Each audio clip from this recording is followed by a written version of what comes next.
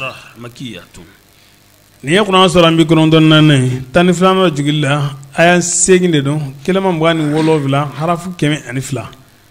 bismillahir rahmanir rahim alam nasra yala amma yurwali kewa laka iye sadraka idisila wa wadana ni wizraka nabi miyaye ano tana nam wa wadana wizraka anyi ga doni girin jigi anka kabo ima allazi doni girin mi anqada zahraka no kunyi ko giriya wa rafa'na zikraka yaghfir laka Allah ma taqaddama min dhanbika wa ma ta'akhkhar anyi to man gorda laka iye inna yusran وضم الإله اسم النبي إلى اسمه إذا قال في الخمس المؤذن أكبر أشهد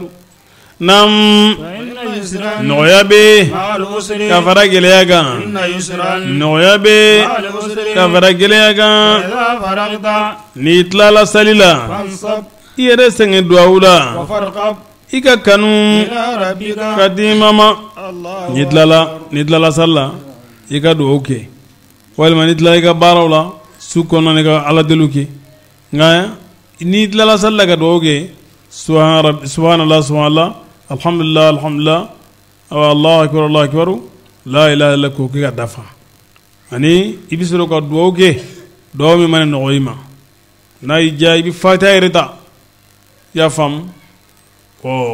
parce que ni salamu bila dɔrɔn sali banna i b'i yɛrɛ ma o la koyi i b'i yɛrɛ sago la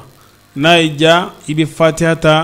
maa ɲɛda de y'i fan bɛɛ la kɔrɔtalen ye n'i ye fatiha ta i bɛ se ka mun y'i da la naam hadise min nana fatiha tali la wa n m'a fɔ nin yɔrɔ in na de ayi nin tana hadise min nana a bɛ hadise 100 bɔ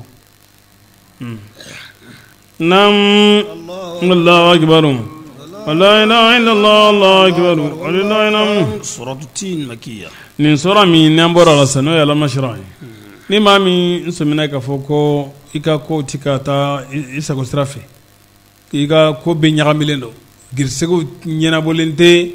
awa kalanw ɲɛnabɔlen tɛ sɔrɔw ɲɛnabɔlen tɛ gɛlɛyaw b'i ka ko la i bɛ hakili to a la siɲɛ 102 i bɛ to ka zikiri o la siɲɛ 102 naam